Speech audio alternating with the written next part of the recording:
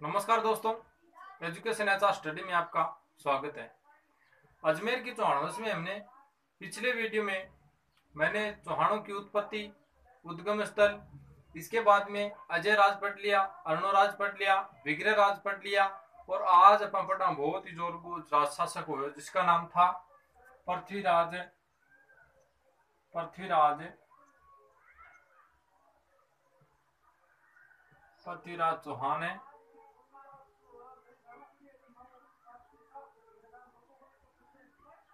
तृतीय पृथ्वीराज चौहान तृतीय की बात करें तो दोस्तों सबसे पहले तो इसका शासनकाल की बात करें तो इसका शासनकाल रहा 1177 से लेके 1192 तक।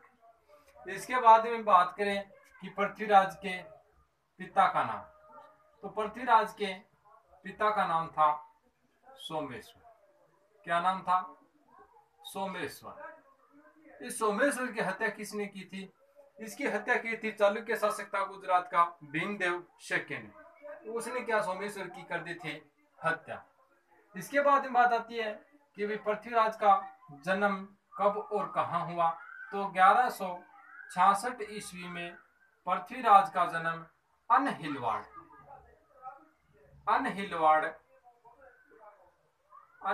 पाटन गुजरात में हुआ था। कहां पर हुआ? अनहिलवाड़ पाटन गुजरात में। इसके बाद में बात आती है कि इसकी माता का नाम, तो इसके माता का नाम था कर्पूरी देवी। क्या नाम था?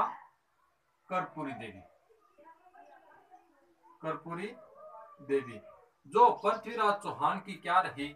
श्रृंखला भी रही। ये प्रश्न उठता है कि पृथ्वीराज की चौहान की जो श्रृंखला रूप में कार्य किया वो किसने किया? तो उसकी माता ने किया था। किसने? कर्पूरी देवी ने। किसने किया? कर्पूरी देवी ने।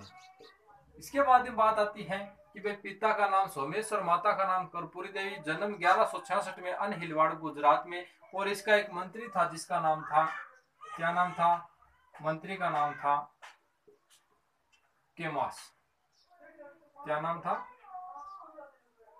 केमास। यहां तक होती है पृथ्वीराज के माता पिता, उसके मंत्री का नाम, उसका जन्म और स्थान। इसके बाद में इसकी दो उपाधियां थी। क्या थी?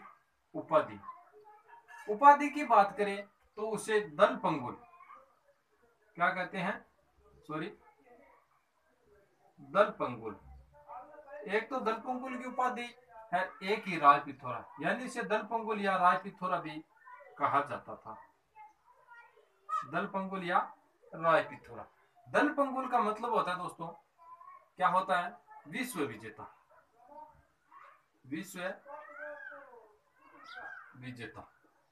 यानी दल पंगुल की उपाधि थी और एक उपाधि थी राय पिथौरा की। इसके बाद में आती है कि इसके दरबारी कवि भी हुए थे। पृथ्वीराज चौहान के समय कई दरबारी कवि थे। अगर दरबारी कवि की बात करें तो दरबारी कवि थे, एक तो था सबसे फेमस था जो जिसका नाम था चंद्रप्रदाय। इसने एक ग्रंथ लिखा था, उस ग्रंथ का क्या नाम था? पृथ्वीराज रासो। एक था जयानक भट्ट। एक था जिसका नाम था विद्यापति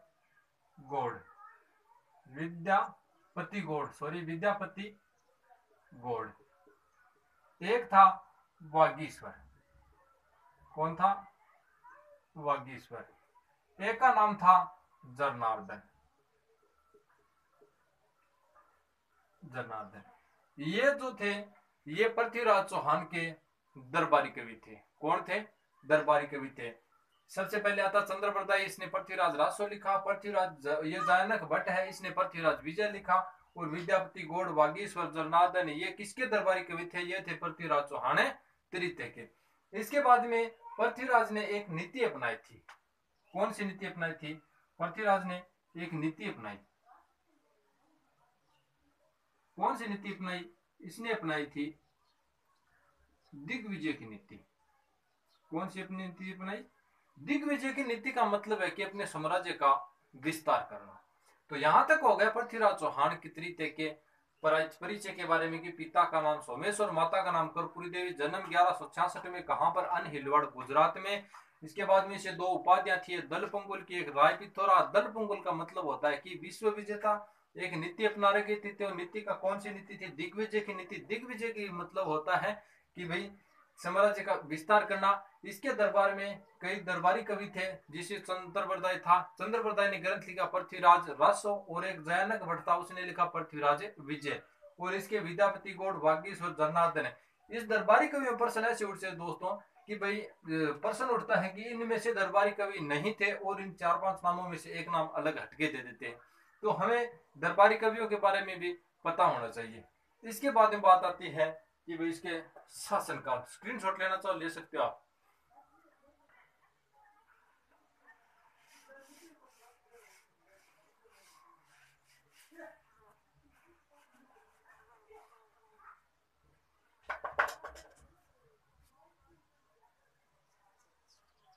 ये क्षेत्र था, यहां पर था अपना अजमेर, और अजमेर को शासक कौन हो? अजमेर को शासक हो पृथ्वीराज, पृथ्वीराज चौहान।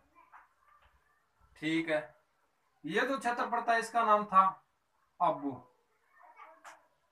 अब्बू क्षेत्र। यहां पर जो शासक थे, यहां पर थे कौन से शासक थे?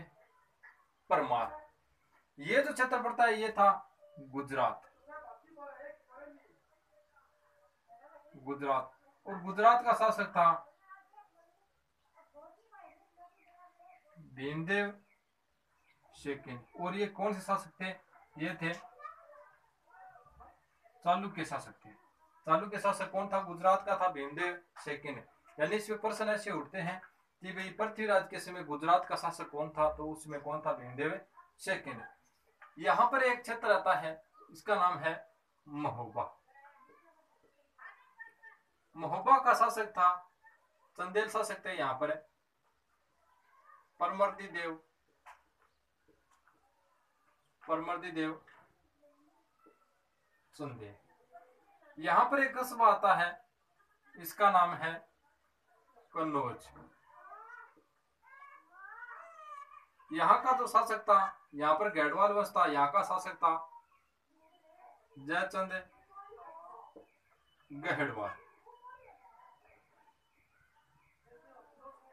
भाई चारों ओर इसके क्षेत्र था, और दिल्ली में यहाँ तक साम्राज्य का इसने क्या कर लिया? विस्तार कर लिया था। तो सबसे पहले बात आती है कि भाई सोमेश्वर की हत्या की थी वो किसने की थी? भीमदेव द्वितीय ने। सबसे पहले तो दुश्मनी किससे थी? भीमदेव से।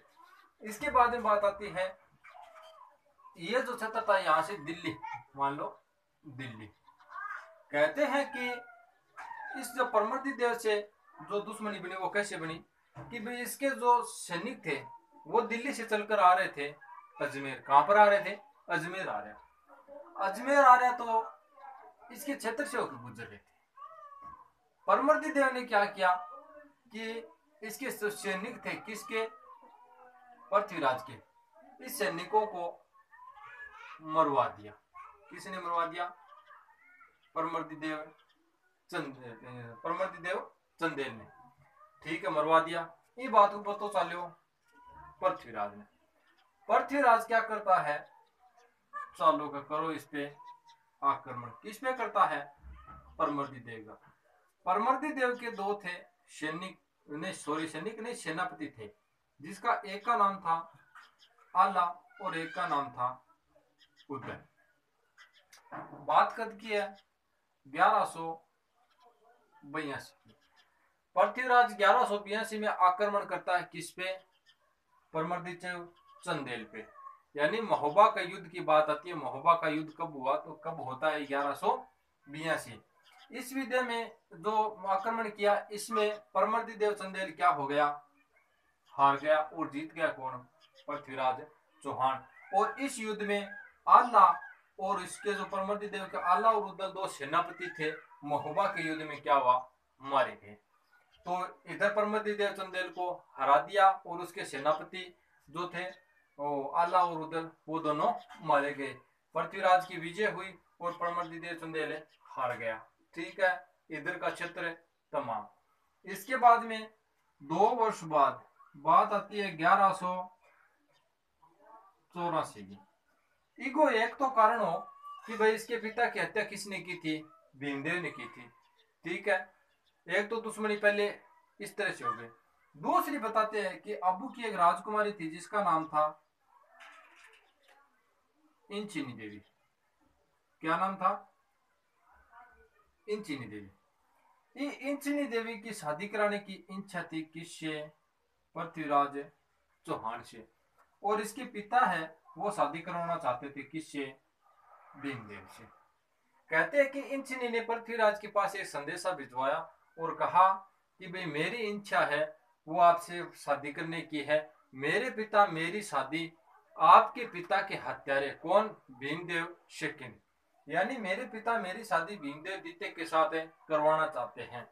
तो 2 नंबर की दुश्मनी बन गई इस तरह की। चलो 1194 में करियो आक्रमण की पर भीमदेव पर। भीमदेव पर आक्रमण करो और इस युद्ध को क्या कहते हैं? इस युद्ध को कहते हैं नागौर का युद्ध। क्या कहते हैं? नागौर का युद्ध। यानी 1184 पे गुजरात में भीमदेव चालुक्य शासक था भीमदेव सेकंड पे आक्रमण किया और इस आक्रमण में भीमदेव क्या हुआ? पराजित। और पृथ्वीराज क्या हुआ? विजय, यानी दोबारा क्या? जीत। पृथ्वीराज महोबा पे जीत लिया 1182 में। और 1184 में जो गुजरात का शासक था भीमदेव सेकंड उस पर आक्रमण किया और इसको भीमदेव हार गया और पृथ्वीराज जीत गया। और इस युद्ध का नाम क्या दिया? नागौर का युद्ध। इस क्षेत्र में भी क्या हुआ? भीमदेव हार गया, इधर परमर्दिदेव चंदेल हार गया। ये जो जयचंद उस समय क्या कहते हैं कि जयचंद गढ़वाल बहुत ही प्रतापी शासक था। इसका सामना करने की लगभग इस क्षेत्र में जो राजा थे उसका सामना करने की हिम्मत नहीं थी। इसका सामना करने की हिम्मत सिर्फ किस में थी? पृथ्वीराज चौहान ने। कहते हैं कि इसके जो दरबारी कवि था चंद्रप्रदाय उसने कहा था कि भाई पृथ्वीराज इससे पंगा लेना ठीक नहीं है, क्योंकि उस समय का जो शासक था बहुत महान और मतलब बड़ा शासक था। तो पृथ्वीराज ने क्या किया कि भाई कहते हैं कि इन लोगों की ये तो हत्यारा हो गया उसके पिता का, इधर इसके सैनिकों को मारने का परमर्दिदेव चंदेल को हरा दिया, इधर भीमदेव को हरा दिया। कन्नौज का शासक बचता है जिसका नाम है जयचंद गढ़वाल। कहते हैं कि जयचंद गढ़वाल की एक पुत्री थी जिसका नाम था संयोगिता। क्या नाम था? संयोगिता। कौन थी ये? जयचंद की क्या थी? पुत्री। पुत्री को क्या नाम हो? संयोगिता। संयोगिता और पृथ्वीराज के बीच में क्या था? प्रेम प्रसंग। क्यों? प्रेम प्रसंग। हाँ, दोनों अवसर में क्या हो रहे हो? प्रेम प्रसंग हो रहे हो। इस बात का पता चलता है किसको? जयचंद को। तो भाई पता चलेगा तो कुछ ना कुछ तो जयचंद करेगा, ऐसे तो चुप नहीं बैठेगा। जयचंद ने रख दिया संयोगिता का स्वयंवर। क्या कर दिया? किसका रख दिया? संयोगिता का स्वयंवर। संयोगिता का स्वयंवर रखने के बाद इसने सब राजाओं को स्वयंवर में बुलाया।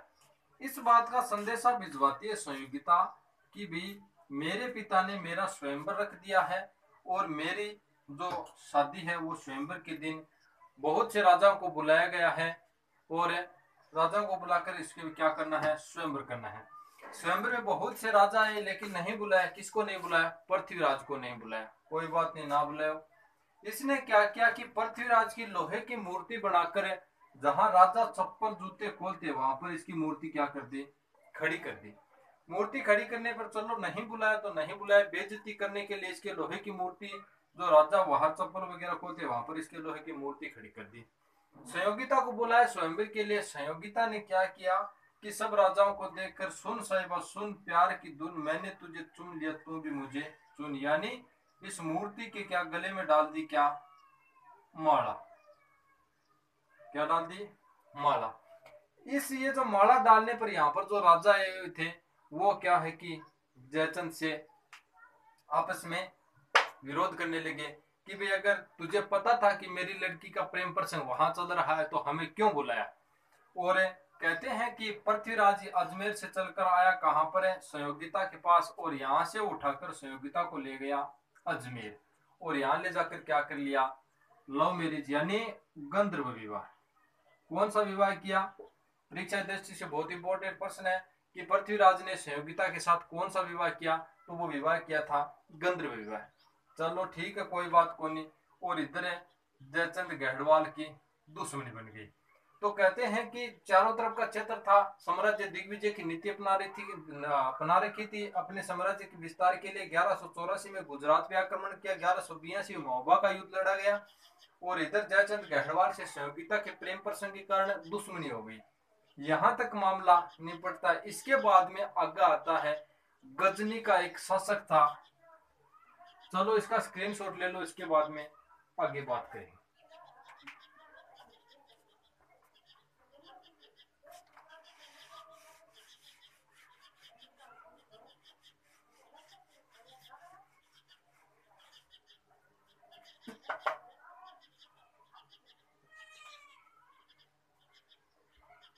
इसमें अजमेर का जो शासक था, यहाँ का शासक था पृथ्वीराज चौहान।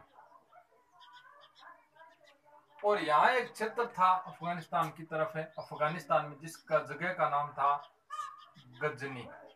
क्या नाम था? गजनी। और गजनी को जो शासक हो जिसका नाम था मोहम्मद गोरी। कौन था? और इसका दूसरा नाम क्या था? शहाबुद्दीन गोरी। ठीक है, कोई बात को नहीं। इसके बाद में ये जो क्षेत्र था, पृथ्वीराज ने एक और काम किया। बंडानको का क्या किया था? दमन। बंडानको एक जाति थी, उसका क्या किया? दमन कर दिया। इसके बाद में एक चचेरा भाई था जिसका नाम था नागार्जुन। नागार्जुन का भी क्या किया? दमन किया। नागार्जुन का दमन। ठीक है, अपने आसपास के क्षेत्र में सब राजाओं से दुश्मनी मोल ले ली। बंडानको का दमन कर दिया, नागार्जुन का भी दमन कर दिया। और जो गजनी को शासक को गजनी से चला, ये भी साम्राज्य विस्तार की नीति अपना रखी थी। सबसे पहले आता है, कहां पर है? यह आता है बठिंडा। कहां पे आता है? बठिंडा पे आक्रमण किया और बठिंडा को क्या कर लिया? जीत लिया। बठिंडा को जीतने के बाद यहां से निकलता है और ये पहुंच जाता है तराइन। तराइन की बात करें तो वर्तमान में कहां पर है? हरियाणा में। कहां पर है? हरियाणा में। इस बात का पता चलता है पृथ्वीराज चौहान को कि भी मोहम्मद गोरी आक्रमण करने के लिए बठिंडा को जीतकर तराइन के मैदान में आ गया है। पृथ्वीराज भी अपने सेना लेकर कहा चला गया? तराइन में। बात कर दी है 1191, यानी तराइन का प्रथम युद्ध 1191। कहते हैं कि यहाँ पर जो पृथ्वीराज था, पृथ्वीराज की तरफ एक दिल्ली का गवर्नर था जिसका नाम था गोविंदराज। क्या नाम हो? गोविंदराज। कहते हैं कि इस गोविंदराज ने एक तीर चलाया, उस तीर से मोहम्मद गोरी बुरी तरह घायल हो गया और वापस कहां भाग गया? गजनी। यानी तराइन के प्रथम युद्ध में पृथ्वीराज की हुई विजय और मोहम्मद गोरी क्या हुआ? हार गया। कि इस गोविंदराज ने एक तीर चलाया और तीर लग गया मोहम्मद गोरी के। उस तीर से मोहम्मद गोरी बुरी तरह घायल हो गया और युद्ध का मैदान छोड़कर भाग गया और वापस से कहां चला गया? गजनी। ये पृथ्वीराज की सबसे बड़ी भूल थी कि तराइन का प्रथम युद्ध हुआ, उसमें उसकी जो सेना भागी थी उसको सहकुशले जाने दिया। अब भाई गजनी जा आगे मोहम्मद गोरी तो के करन लाग गयो युद्ध की तैयारी। और इन अपरला महाराजा के करा नयो नयो तोड़ो ब्याह की सागे संयोगिता सागे कौन सो ब्याह? गंधर्व ब्याह। और गोरी के चक्रा में बैठा आराम और रंग महल में, कोई टेंशन है वो नहीं। तो यह सबसे बड़ी भूल हो गई कि 12 महीने का समय मिल गया और 12 महीना बाद में गजनी वापस चाल गए मोहम्मद गोरी का ठाजिया तराइन गए मैदान में। कहां पर आ जाता है? तराइन। तराइन वर्तमान में हरियाणा में। बात कद की है? बात है 1192, यानी एक साल बाद में। वो तो इन्हें 12 महीने तैयारी करना और अपन लाठ है शादी की खुशी में पार्टी मनाने लग गया। कोई बात को नहीं। ये बात को पतो चालो पृथ्वीराज ने चंद्रप्रदाय को साहब है इल्ली गोरी ने छोड़ो और एक गोरी बिन्नू पक्षी आ गई कि कोई बात को नहीं, पिछले युद्ध में आप हरागे भेजो और दोबारा हो जो आगे हरागे भेज दे सा। तो पृथ्वीराज अपनी छोटी सी सेना लेकर निकला, कहां पर, तराइन की ओर तरफ और पहुंच गया। तराइन कहते हैं कि शाम को डेरा डाल दिया, सुबह युद्ध होना है। तो सुबह जब युद्ध हुआ, पृथ्वीराज का एक घोड़ा था जिसका नाम था, घोड़े का नाम था नाट्यरंबा। नाट्य नाट्यरंबा या नर्तक, यानी नाचने में बहुत ही समृद्ध था। कहते हैं कि जो पृथ्वीराज की सेना थी, सुबह के समय था 4 बजे के आसपास का, और सोच वगैरह के लिए इधर उधर फैली हुई थी, बिखरी हुई थी। उस समय मोहम्मद गोरी ने क्या कर दिया, आक्रमण कर दिया और सेना में क्या मच गया, हड़कंप मच गया। पृथ्वीराज ने इस घोड़े को लेकर क्या युद्ध के मैदान में गया, लेकिन जब युद्ध के मैदान में युद्ध होता था उससे पहले क्या ढोल नगाड़े जो बजते थे, तो ये घोड़ा युद्ध के मैदान की तरफ ना जाकर कहां पर, उस नगाड़ों की तरफ और चलने लगा। पृथ्वीराज ने सोचा आज तो ये पक्का मरवाएगा, तो पृथ्वीराज ने युद्ध का मैदान छोड़कर और निकल गया युद्ध के मैदान में, युद्ध के मैदान से बाहर निकल गया। जैसे ही बाहर निकला पृथ्वीराज, तो पृथ्वीराज के पीछे निकल गए कौन है, जो मोहम्मद गोरी के सैनिक थे। और कहते हैं कि सिरसा के पास में, कहां पर है, सिरसा के पास में, वर्तमान में कहां पर है, हरियाणा में। कहते हैं कि सिरसा के पास में, हरियाणा में, जो सिरसा के पास में पृथ्वीराज को पकड़ लिया और वहां पर इसकी क्या कर दी, हत्या कर दी। सर्वाधिक इतिहासकारों का मानना है कि पृथ्वीराज की जो मृत्यु है वो सिरसा में हुई, क्योंकि जो मोहम्मद गोरी के सैनिक थे वो पीछे लग गए थे, सिरसा के पास में उसने पकड़ लिया, वो पृथ्वीराज की हत्या कर दी। यहां तक मामला निपट जाता है। इसके बाद में इसका एक दरबारी कवि था जिसका नाम मैंने पहले भी बताया था, उसका नाम था चंद्रप्रदाय, और उसने लिखा एक ग्रंथ जिसका नाम था पृथ्वीराज रासो। चंद्रप्रदाय कहता है कि पृथ्वीराज की मृत्यु यहाँ पर नहीं हुई थी, और यहाँ से क्या किया था, उसे बनाया गया था बंदी। क्या किया गया था, बनाया गया था बंदी। तराइन के दूसरे युद्ध को नतीजों के निकलो, तराइन के दूसरे युद्ध को नतीजों निकलो का पृथ्वीराज क्या हुआ, हार गया, और जीत के कौन है, मोहम्मद गोरी जीत गया, और पृथ्वीराज क्या हुआ, हार गया। यानी तराइन के प्रथम युद्ध मोहम्मद गोरी की पराजय हुई, और तराइन के द्वितीय युद्ध मोहम्मद गोरी की विजय हुई। ये जो चंद्रप्रदाय है ये कहता है कि सिरसा के पास से, सिरसा से इसे बनाया गया था, पृथ्वीराज को क्या बनाया गया था, बंदी। और बंदी बना के बंदी बना के मोहम्मद गोरी खट ले गयो गजनी, गजनी ले जाके, और कहते हैं कि पृथ्वीराज की आंखों में शोले डाल दिया और फोड़ दी आंखें। इसके बाद में कहता है कि चंद्रप्रदाय इस ग्रंथ को बीच में छोड़ देता है, और किसको देता, चंद्रप्रदाय का एक पुत्र का नाम है, पुत्र था उसका नाम है जलहन। क्या नाम है, जलहन। ये जिस ग्रंथ को बीच में छोड़कर चंद्रप्रदाय भी कहते हैं कि चंद्रप्रदाय का मैं भी गयो खटे गजनी, गजनी जाके मोहम्मद गोरी को बताया कि भाई आपने, मैंने सुना है कि आपने भारत का बहुत बड़ा सम्राट, वो साम्राज्य राजा जिसको आपने बंदी बना रखा है। तो पृथ्वीराज ने कहा हाँ बना रखा है, मैंने सुना है कि ये धनुर्विद्या में निपुण है। तो गजनी ने कहा हमें तो नहीं पता कि ये, मैंने सुना है कि ये धनुर्विद्या में बहुत ही निपुण है और ये शब्द वेदी बाण चलाता है। तो पृथ्वीराज ने उसने बोला क्या आप देखना चाहोगे, तो मोहम्मद गोरी ने बोला हाँ देखना चाहिए। तो कहते हैं कि सामने बैठा था गजनी, सॉरी गोरी, सामने बैठा था मोहम्मद गोरी, और इधर पृथ्वीराज ने ले आगे दे दी के धनुष बाण।